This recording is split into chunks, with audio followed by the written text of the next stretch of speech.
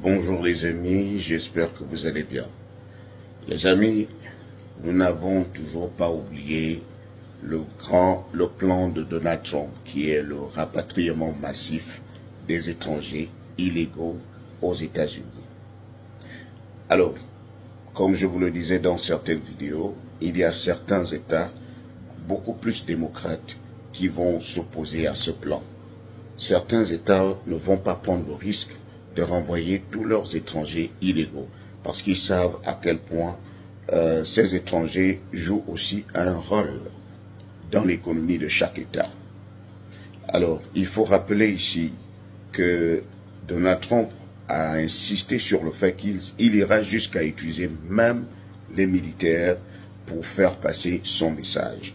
Il ira jusqu'à utiliser les militaires pour se rassurer que son plan va aller jusqu'à exécution.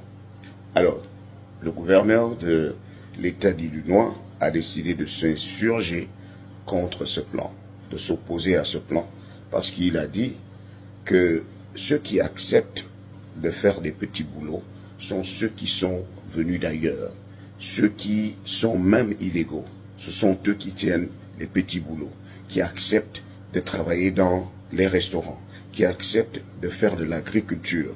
Parce que s'il fallait seulement compter sur l'américain pur, beaucoup de boulots tomberaient. Et ce sont ces petits boulots-là qui soutiennent les grands boulots d'aujourd'hui. Donc, s'il est nécessaire qu'on se débarrasse de ces étrangers illégaux, l'économie de chaque État va prendre un coup.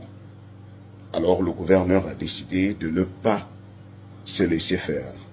Donc, vous avez déjà l'État d'Illinois, qui va être, en quelque sorte, pour les étrangers illégaux, un État refuge.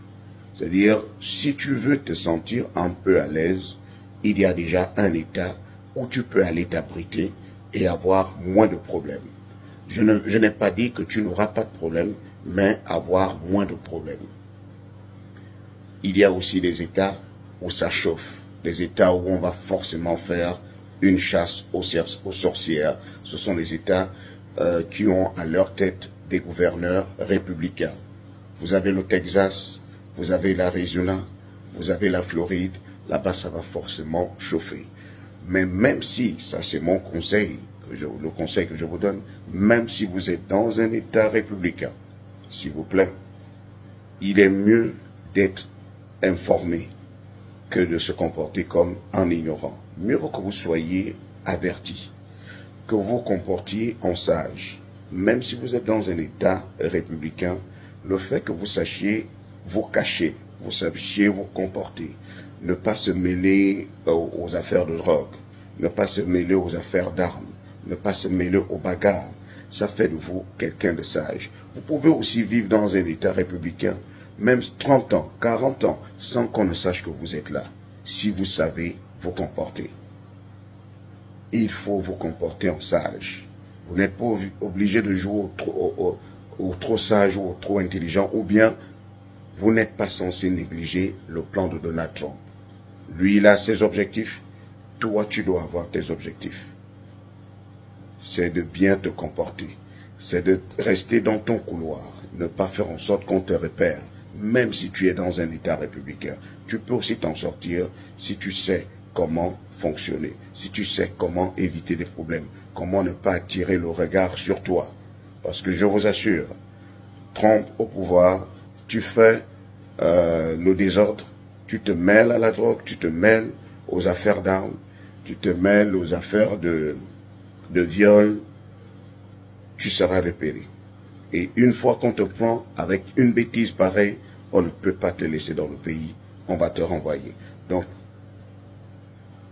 il est mieux de se comporter en sage, de ne pas se dire, oh, Donald Trump parle seulement, il ne va rien faire. Mais va, essaye. Moi, j'ai vu Donald Trump en 2016. Il n'a pas badigeonné avec tous ceux qui ont des dossiers sales, des casiers judiciaires sales. Ils ont subi. Donc, si toi, tu ne veux pas tu ne veux pas rester à l'abri et à l'ombre, tu vas forcément recevoir le fouet de Donald Trump. Restez connectés.